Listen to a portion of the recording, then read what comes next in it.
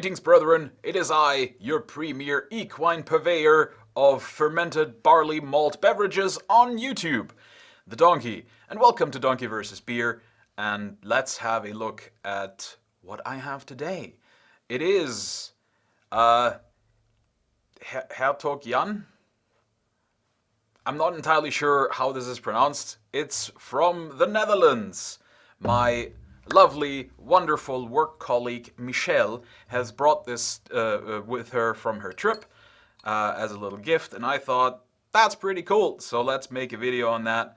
I don't really know exactly what kind of beer it is, so we're just gonna go by taste on this one and not, worry too much about the classification that they went for in naming their beer, because I would have to Google this stuff, and I just don't really, I'm kind of lazy. So we're going with a 5.1% ingredients. Okay, so there's some corn in this. Let's hope it's just actual corn in the mash and not corn syrup, because as we all know, that's not particularly good. I also don't know if these are owned by some kind of other brand. Köl en Donker bewaren.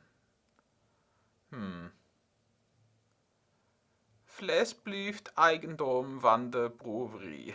I don't know. Alright, anyway, let's just have a pour.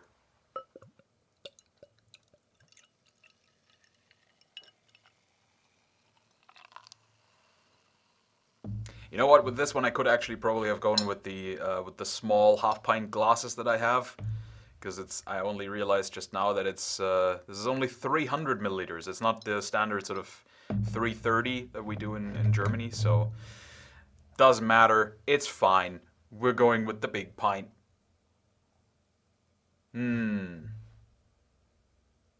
Okay. It's kind of interesting. It's a little sweeter than well, but not in a bad way. It's not sweet in a way that, American cheap sort of, Budweiser type beers are sweet. It's kind of more of a malty sweetness, so might be good. Let's have a go.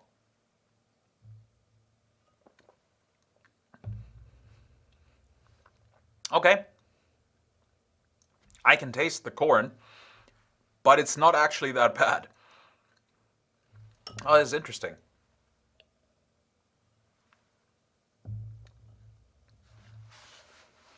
Huh. There's a lot more going on than I thought there would be. It's nice. Definitely, well, here I'm going to say definitely a lager. I'm not actually sure. But it does have the sort of lagery yeast taste and not the, top fermentation taste. But honestly, I could be super, super freaking wrong. I don't know. I'm just going to say it's a lager, but I might be incorrect on this one. It is definitely very flavorful, which is already a big up from the other beers from the Netherlands that I'm familiar with, which would be Amstel and Heineken. As we all know, Heineken was the first beer that I reviewed on this channel to establish a baseline of Heineken is garbage. And Amstel, already don't remember. You know what? I was told in the comments that I should probably have a kind of an Excel sheet where I can list all the beers that I had with the ratings. That's a pretty good idea. I should probably do that. But there's that thing with being lazy again when it comes to working for the YouTube stuff. So I don't know, maybe I'll do that at some point. But anyway, let's talk about this specific beer.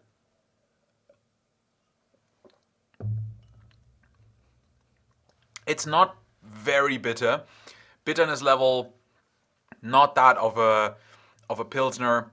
Definitely more lagery. But quite savory. There's a lot of interesting spiciness going on with this one as well. It's actually pretty decently well-rounded. There is certainly that corn taste at the back, which is a little off-putting, but it's not too bad. It's not too overwhelming, and it's not the same kind of... so I'm thinking the corn, it was actually just corn that they put in the mash, during the brewing process, and not corn syrup. High fructose corn syrup makes beer taste just absolutely horrific. As you know, my opinion on various North American beers, such as Molson Canadian, or which other bad ones did I do? I'm not sure if I did any other ones yet. If I did, they're also going to be up here in the cards with Molson Canadian. Otherwise, it's just Molson Canadian.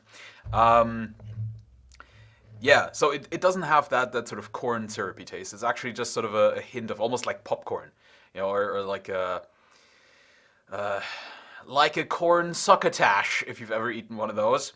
It's just a little, of that corn flavor, but it's not too overpowering, which definitely makes this a lot more drinkable.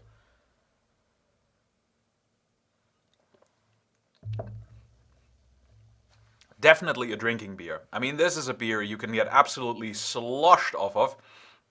You get yourself a six-pack or a whole box of these, and you just sit down with a couple of mates and have a nice evening. Totally fine for that. Obviously, because this is a beer that isn't available locally, I'm not going to go out of my way to get it again. But honestly, if this was available locally and it wasn't too expensive, I wouldn't actually mind this. I think it's fine. It might be because of the corn in it that it could be more of a headache beer. I'm not entirely sure. I'll tell you, I obviously won't edit this video because that's just crazy. But if I were someone who were to put enough effort into his videos to edit them, then I would tell you tomorrow if I actually got a headache from this. But I won't, so it might happen to be in the description or in the comments for this video. But it's all right. I would put this at a pretty solid.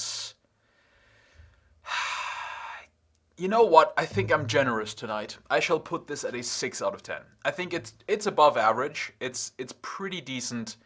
It doesn't really have anything that I find too offensive. And yeah, it's just overall pretty nice. Again, not available locally, so I'm not going to get it again, most likely. But if I'm ever going to go to the Netherlands for extended periods or just to have alcohol, then this would certainly be my choice so far. Definitely over Heineken because it's crap, and also over Amstel because this is better than Amstel. So yeah, pretty okay, pretty all right. Not too shabby. I'm not too offended by it. I actually do have 2 more beers from the Netherlands that were also provided to me by my lovely work colleague, and yeah, I will have those at some other point. I don't want to do them all at the same time, so they'll be spaced out into the future a little bit, I think. But yeah, I'm always looking forward to getting random beers from around the world that I haven't tried yet, so very happy to have those 3 to add to my collection. And also, I don't know if I've talked about this before, but ordering beer online is actually really expensive.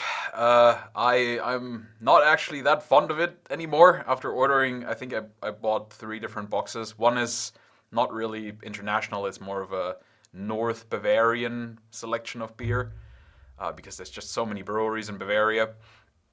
And I got a nice selection of beers that aren't as popular locally, like dark lagers and red beer.